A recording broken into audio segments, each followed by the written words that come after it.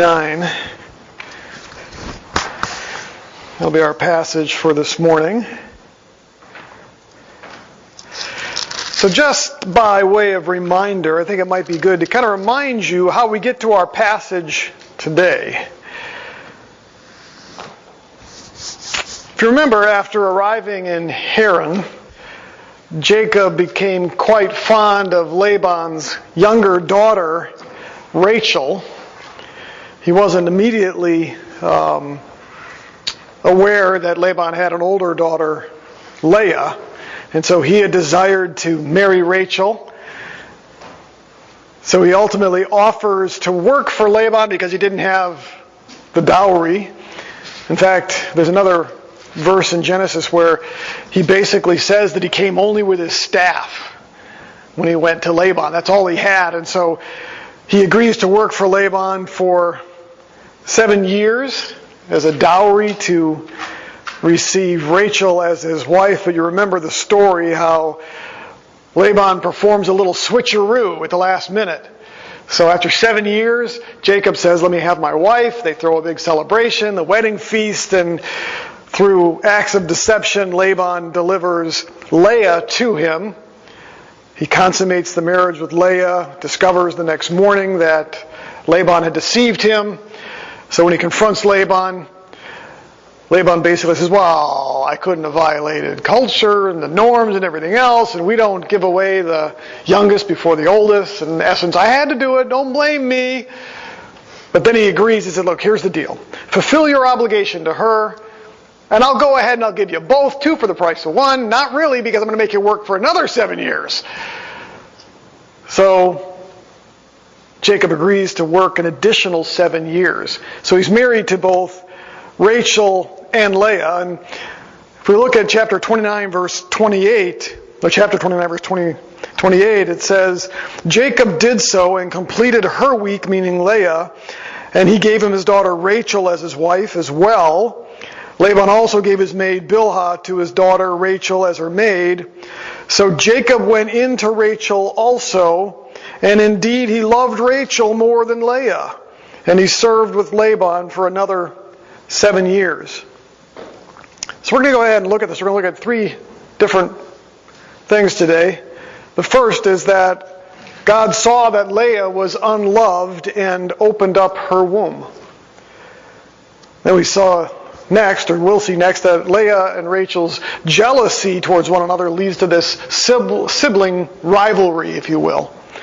And then lastly, we see that God will ultimately remember Rachel and open her womb as well. So we're going to look at that, and then we're going to keep our takeaways till the end and see what this might have to do with this today, because it's a rather strange passage. In fact, I've noticed as I've been working through this, a couple of the introductions to my notes I put in, this is another one of those strange passages.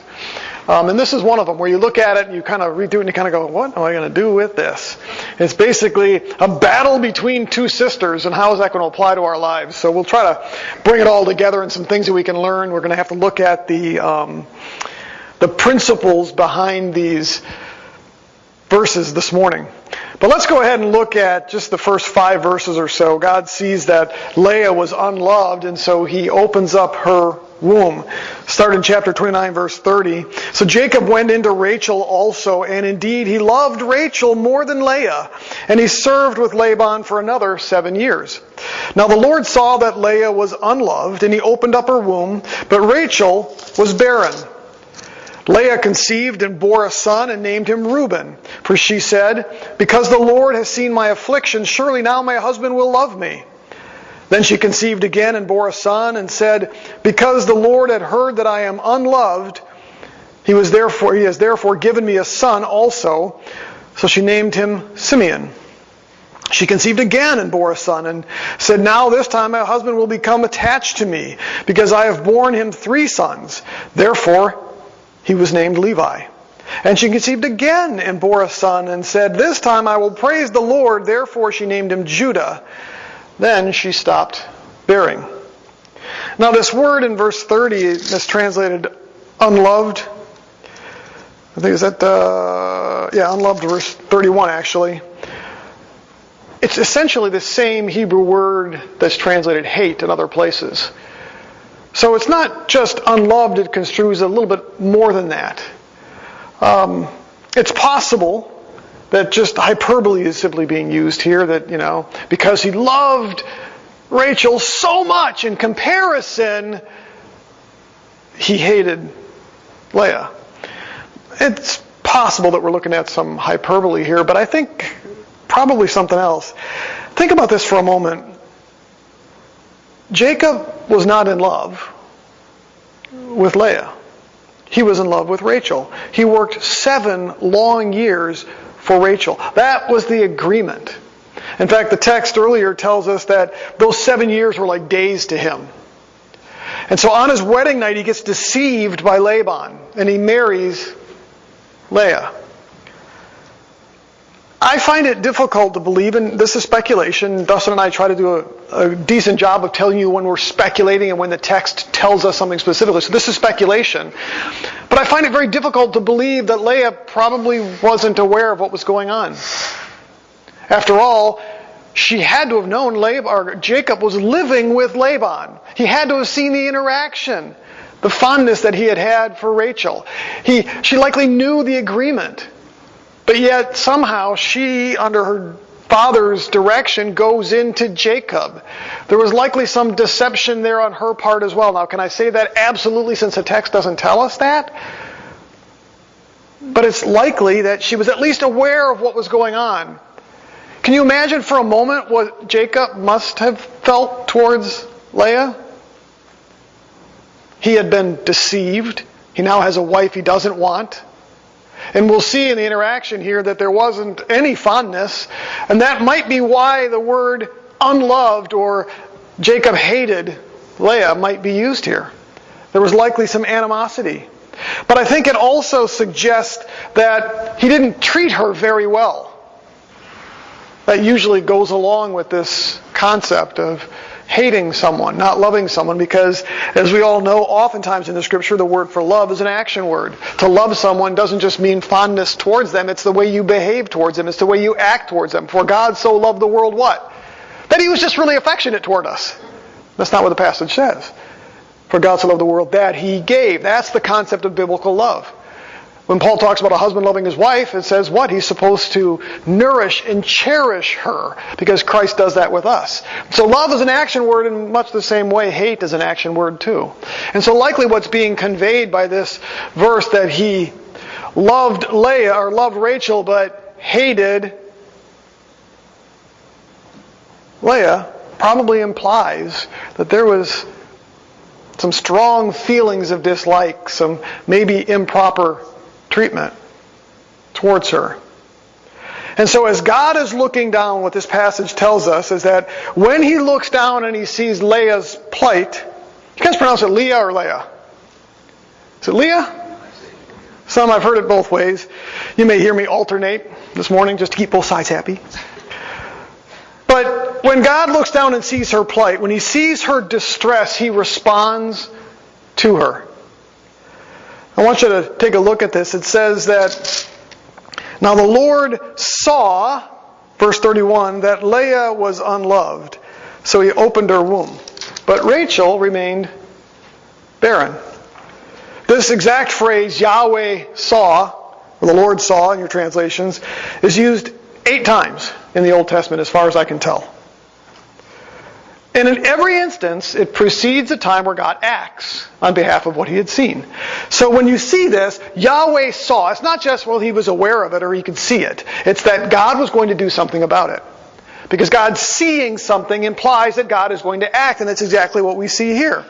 It precedes an act of God. Here, in contrast to Rachel, who was barren, God sees Leah's condition, and it says that he opened her womb and she gave birth to 4 sons. Now this is interesting because there's 2 things that stand out here with these 4 sons, with Leah's response or how she views this stuff. The first is that she directly attributes their birth to the hand of God. I want you to look at a few things here. The first thing is that she attributes their birth to the hand of God. After Reuben was born, verse 32, she says, because Yahweh has seen my affliction. So she looks at the birth of Reuben as God's response to seeing her affliction. Because Yahweh has seen my affliction. After Simeon was born, she does the same. Notice in verse 33 it says, because Yahweh has heard that I am unloved, He has therefore given me this son also.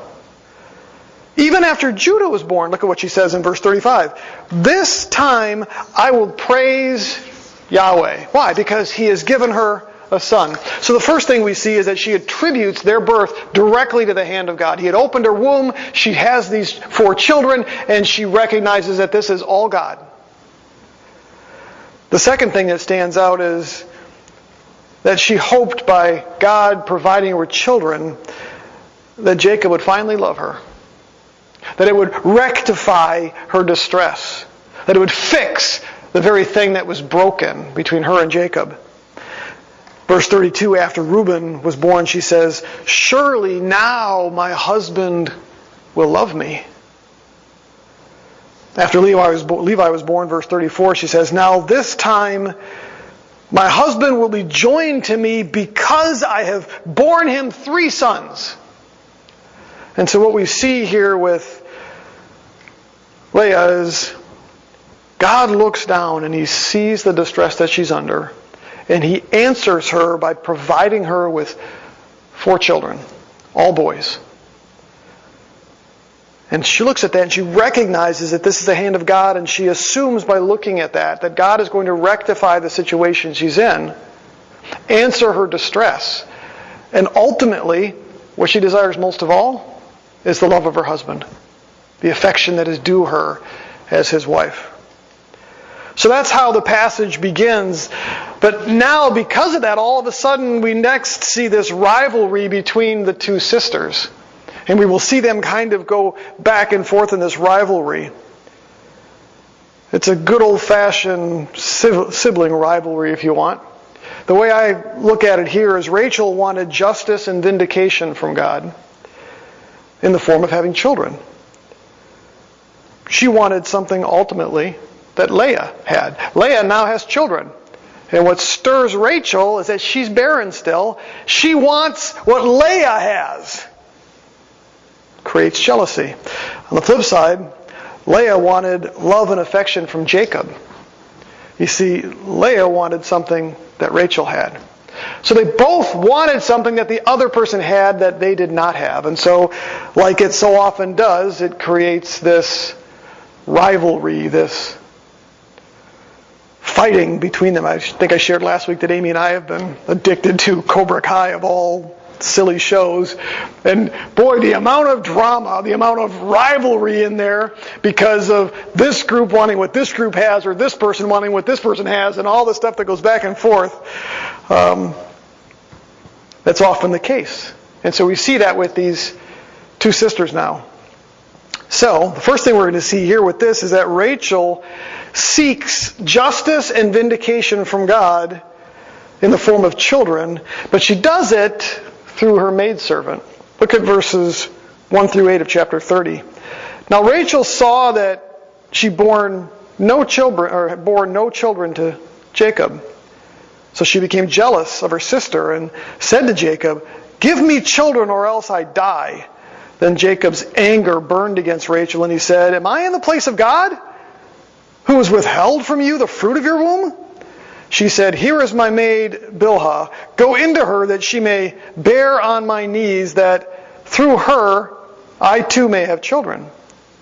So she gave him her maid Bilhah as a wife, and it's probably better understood as a concubine. And Jacob went into her. Bilhah conceived and bore Jacob a son. Then Rachel said, "God has vindicated me and has indeed heard my voice and has given me a son." Therefore she named him Dan.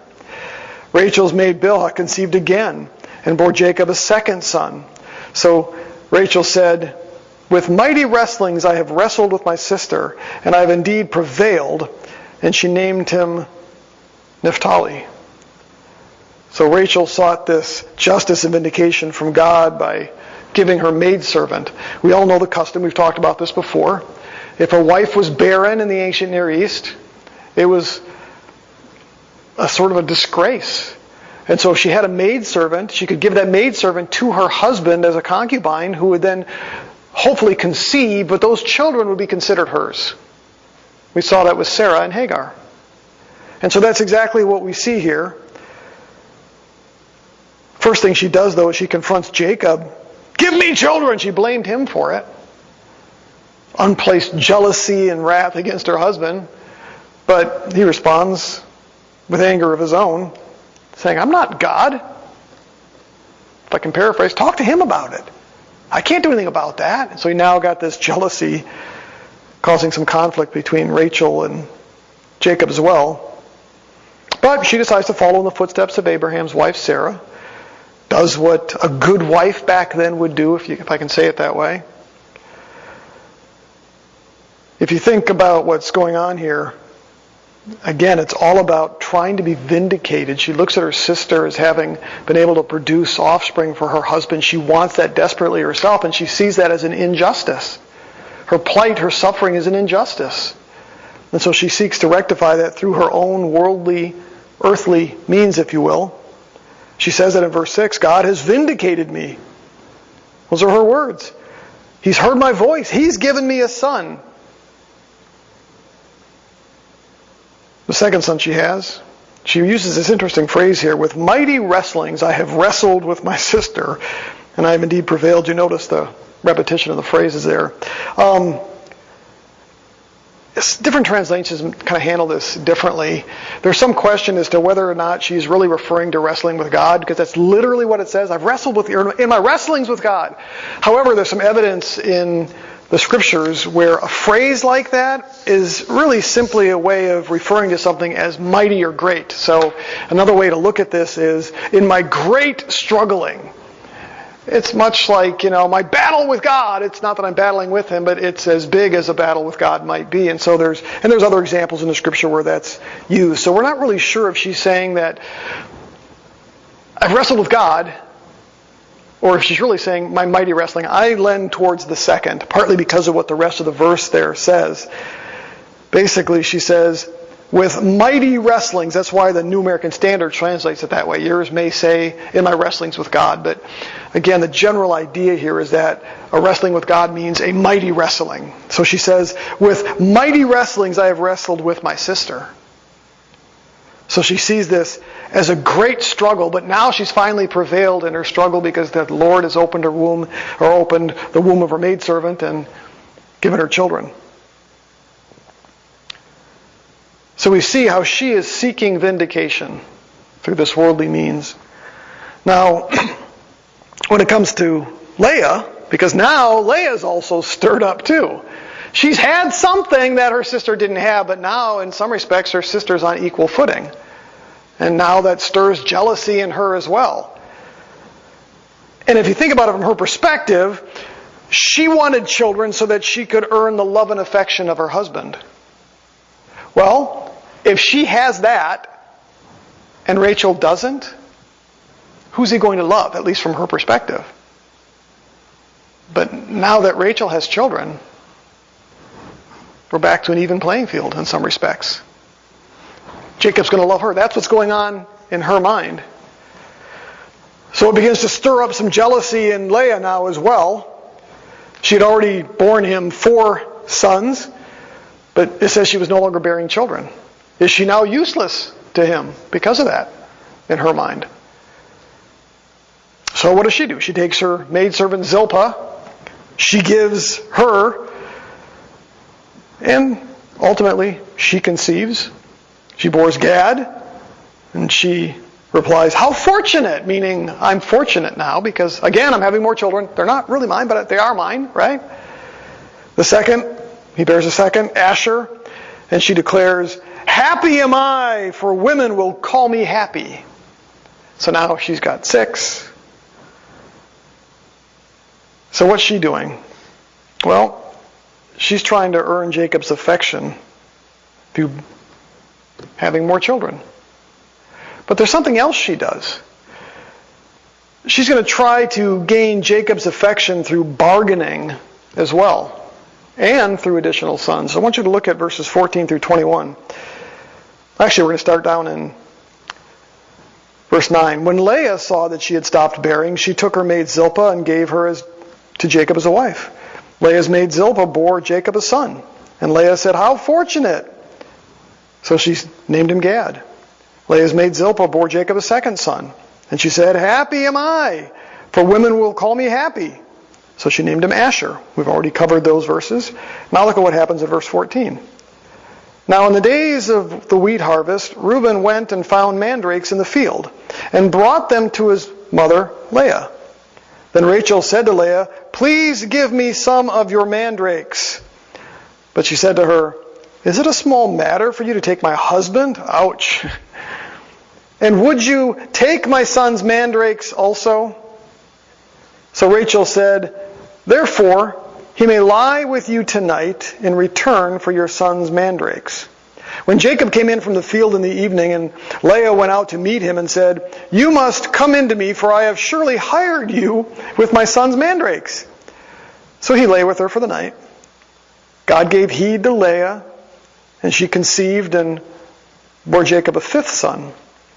And Leah said, God has given me my wages because I have given my maid to my husband. So she named him Ishkar. Leah conceived again and bore a sixth son to Jacob. Then Leah said, God has endowed me with a good gift. Now my husband will dwell with me because I have borne him 6 sons. So she named him Zebulun. Afterwards she bore a daughter and named her Dinah. And so what we see here, this is kind of an interesting thing. Mandrakes were essentially the root of a particular plant in the ancient Near East. They were believed to be an aphrodisiac. Some medical science says that they may have even helped with fertility. We don't know if maybe that's partly what's going on here. But most likely, because of the concept that it might have been an aphrodisiac and maybe that it helped with fertility. Her husband is out. He's gathering these mandrakes. In fact, they're actually mentioned in the Song of Solomon again. So there may be some truth to that. But when Leah's son Reuben finds some in the field and he brings them back to her, Rachel sees that. And so she demands some for herself. Why?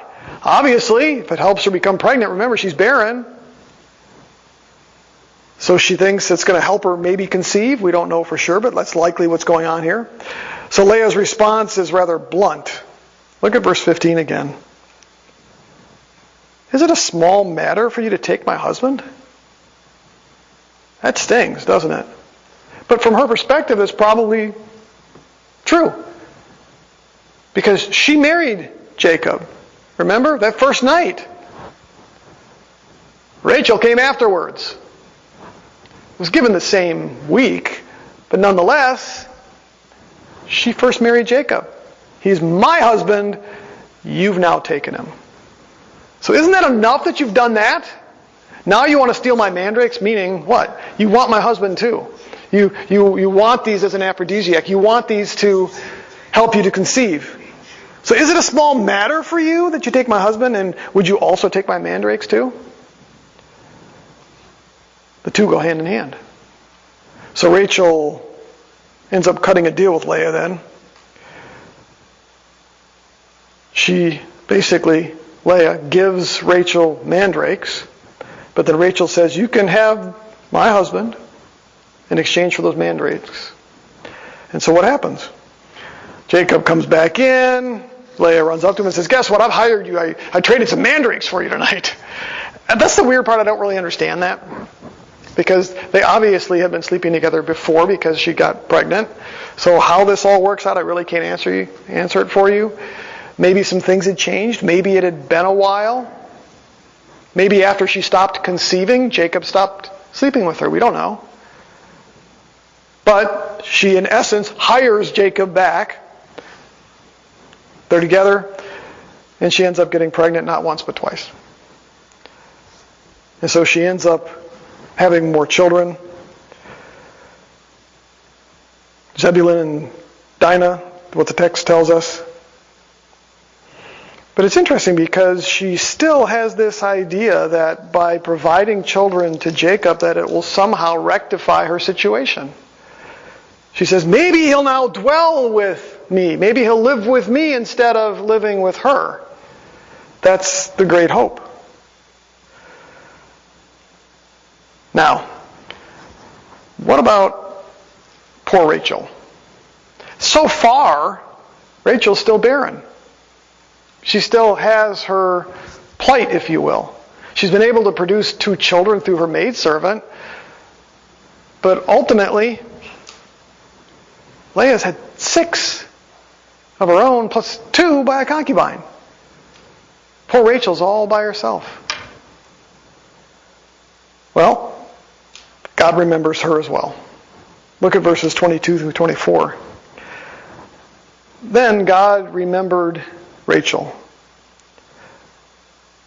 And God gave heed to her and opened her womb.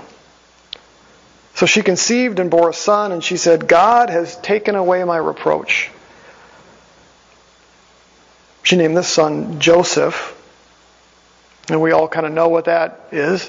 Joseph became the son ultimately that saved Jacob and his family as the drought came, and he became a fairly prominent individual within the family.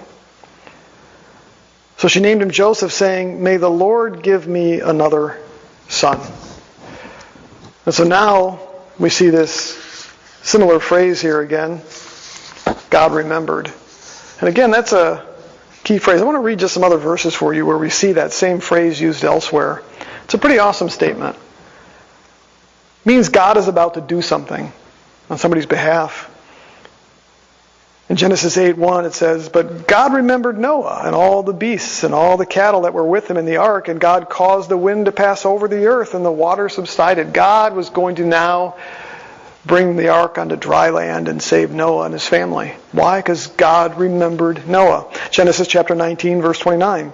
Thus it came about when God destroyed the cities of the valley that God what? Remembered Abraham and sent Lot out of the midst of the overthrow when he overthrew the cities which Lot lived. He remembered Abraham. He acted on behalf of Abraham. Exodus chapter 2, verse 24. So God heard the groaning, and God remembered his covenant with Abraham, Isaac, and Jacob. God saw the sons of Israel and took notice of them. You see the combination there of God remembering, of God seeing, and God taking notice. Those go hand in hand.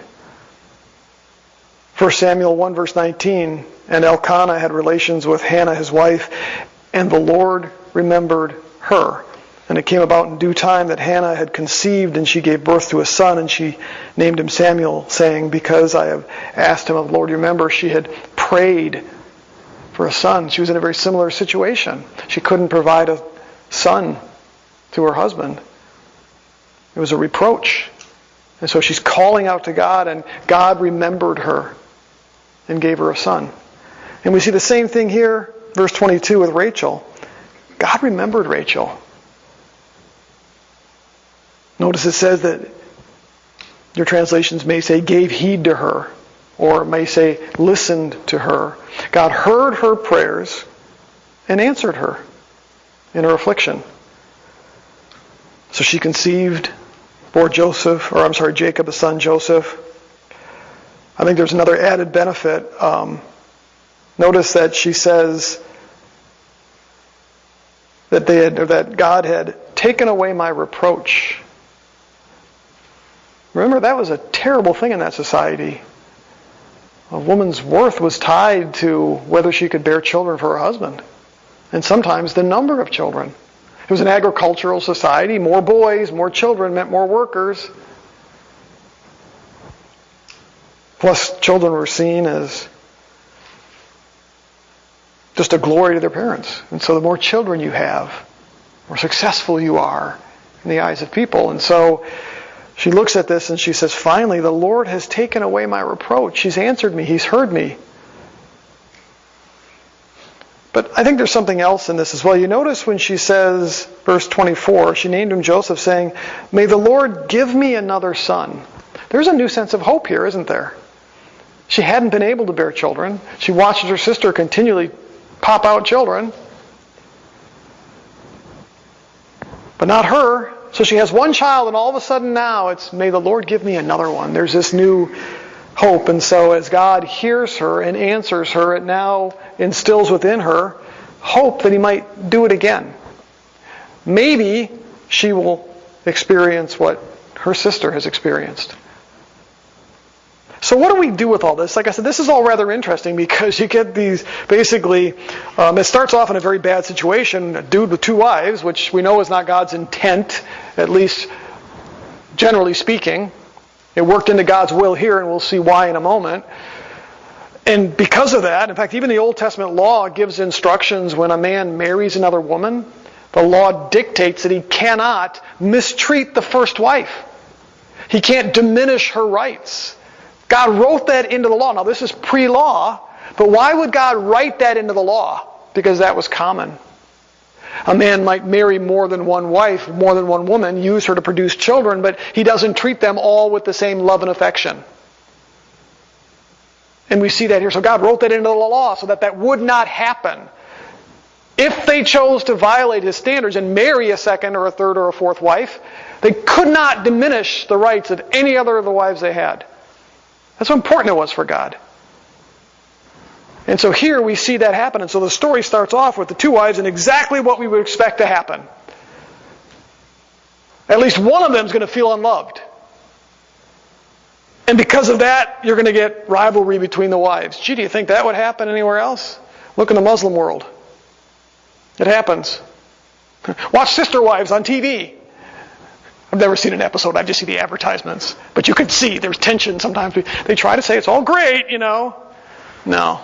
Look at Mormon history. That's what happens. And so we look at them and kind of go, what in the world do we do with this? How do we apply this? Especially as they go back and forth in their rivalry, and God's given this one babies and this one babies, and then there's the maids that help out babies. What do we do with that? Well, I'm going to give you 2 takeaways that I think we can walk away with from a principle standpoint here. And these will be familiar to you, but they're good to be reminded of it. The first principle I believe we can draw out of this is that God sees and hears and answers our cries when we're afflicted. When we are burdened or we struggle. Think about this.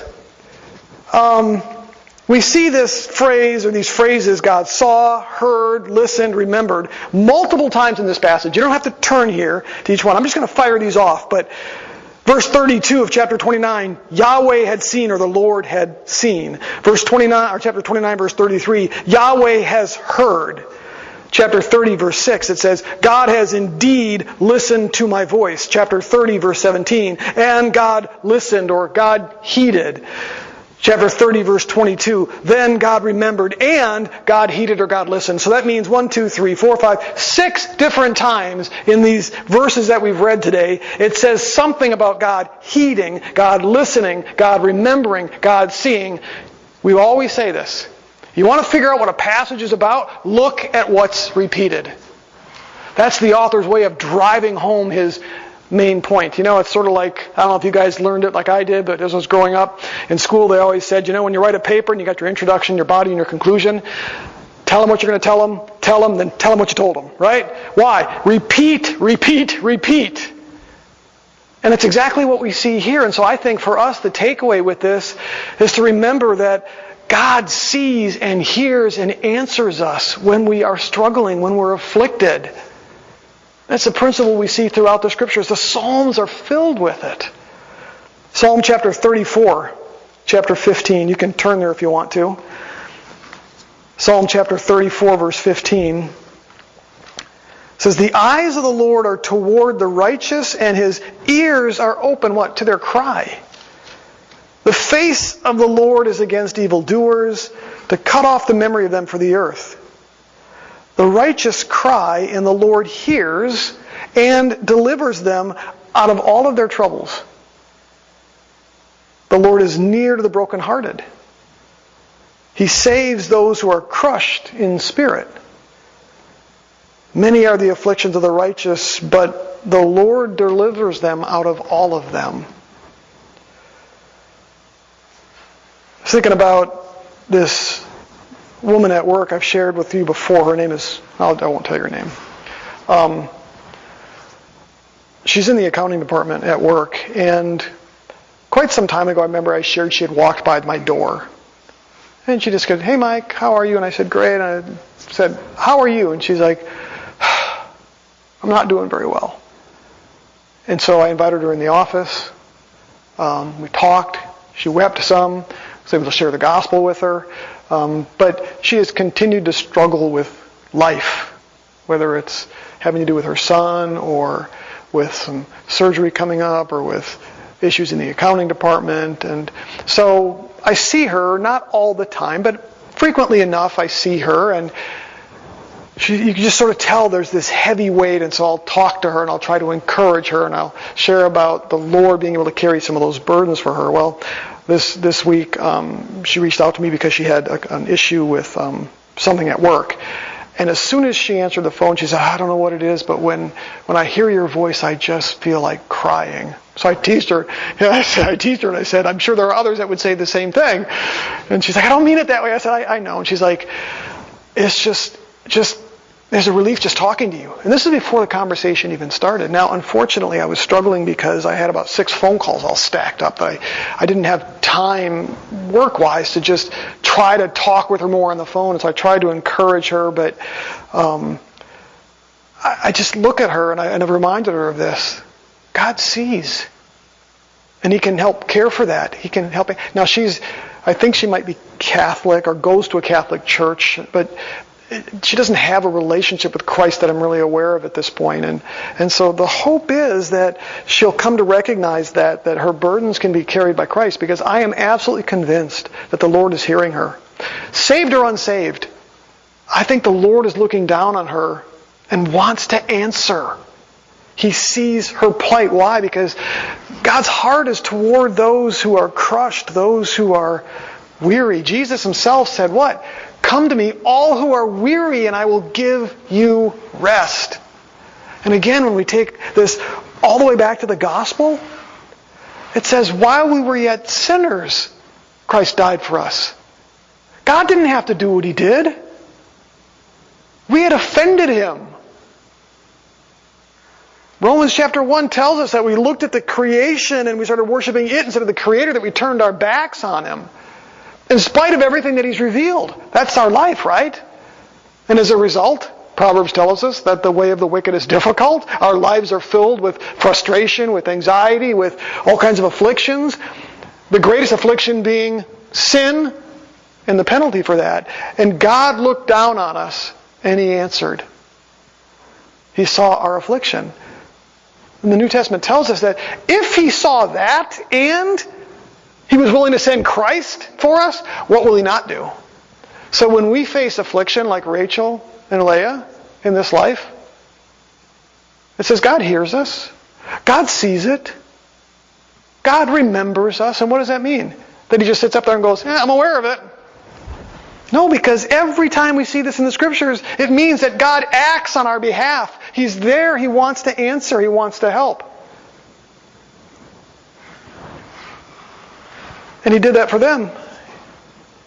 He does it for us. Turn to 1 Peter chapter 5. Just a couple of reminders from the New Testament.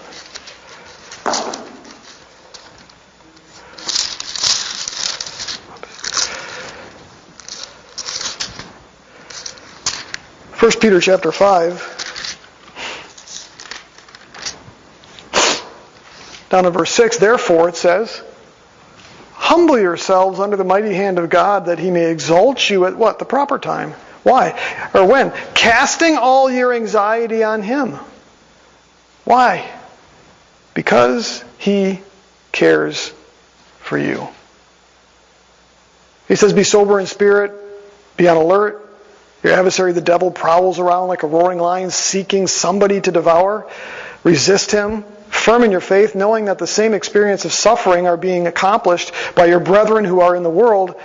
After you have suffered for a little while, the God of all grace, who called you to His eternal glory in Christ, will Himself perfect, confirm, strengthen, and establish you. If God is willing to do that, is He not willing to help out with the daily struggles and stress and afflictions that we have? I would have to argue yes. How about 1 John chapter 5? 1 John chapter 5, verse 14.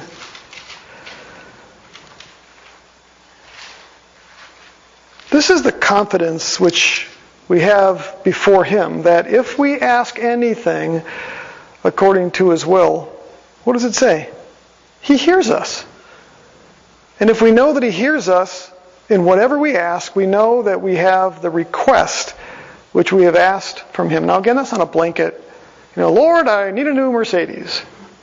Not what it's saying.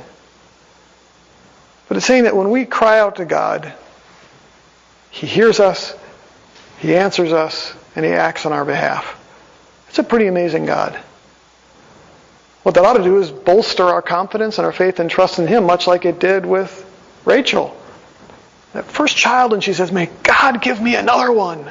There's this newfound hope. And so I'm always intrigued as I remember what James says about when we face trials. And it says that we're supposed to be able to consider it all joy, knowing that the testing of our faith produces endurance. What he's saying there is, when you look at what God has done in the past with trials in your life, that He uses them to build endurance. He makes you perfect and complete. And so much like Rachel, who had her faith bolstered as she saw God answer her prayers and answer her affliction, vindicate her, take away her reproach, she now is emboldened in her faith and trust. We should be as well. And so I think the first takeaway for us is that God hears and sees and answers us when we're afflicted. Second takeaway, and this is a little more challenging.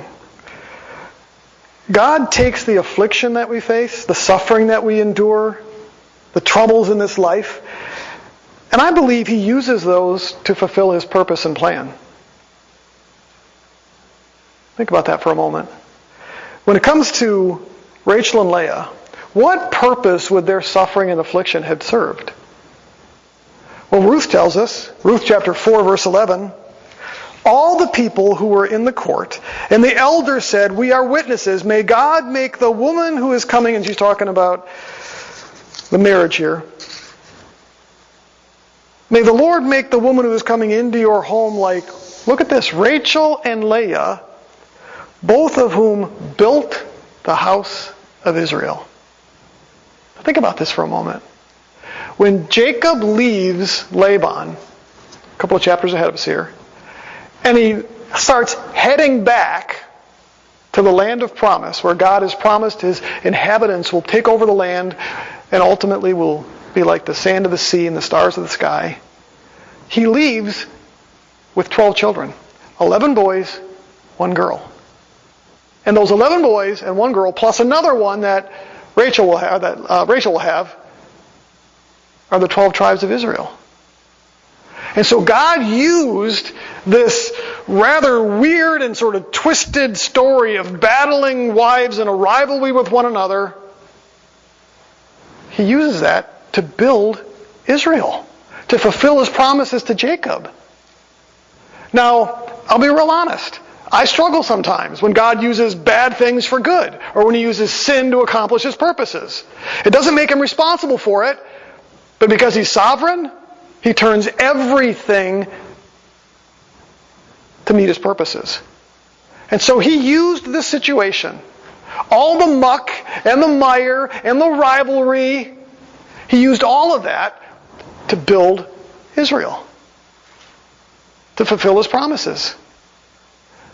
Can I go as far as to say that you and I would not be here today had God not used this story with Rachel and Leah? Why? Because the Messiah ultimately comes through this. Isn't that crazy? But you see, God does that. He uses our afflictions and our struggles, our muck, and sometimes even our sin to accomplish His purpose. Kind of blows the mind. For many unsaved people, that really becomes a problem. Because they can't rectify that in their brain. That's because they don't understand who God is. They don't see Him as sovereign.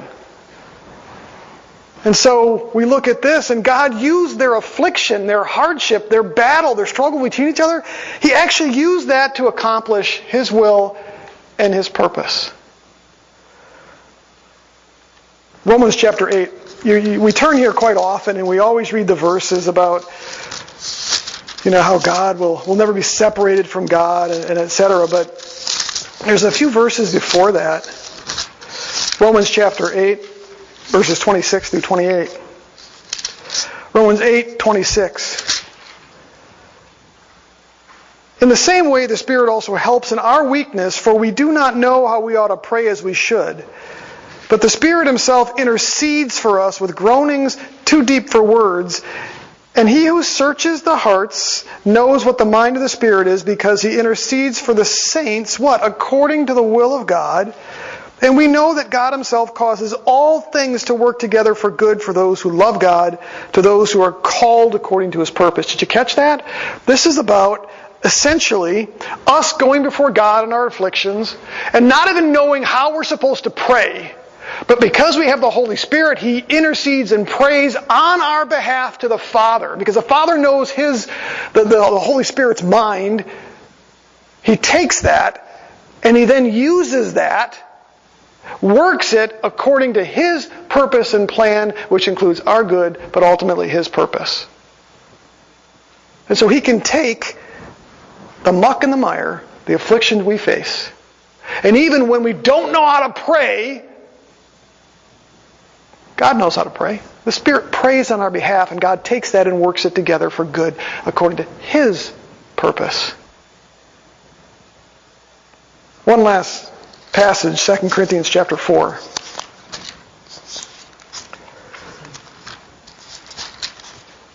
2 Corinthians chapter 4. This is especially true when it comes to God's purpose in the gospel. 2 Corinthians chapter 4. Jump down to verse 7. But we have this treasure in earthly vessels, so that the surpassing greatness of the power will be of God and not of ourselves. We are afflicted in every way, but not crushed, perplexed, but not despairing. We're persecuted, but we're not forsaken. We're struck down and not destroyed. Always carrying about in the body the dying of Jesus, so that the life of Christ may also be manifest in our body.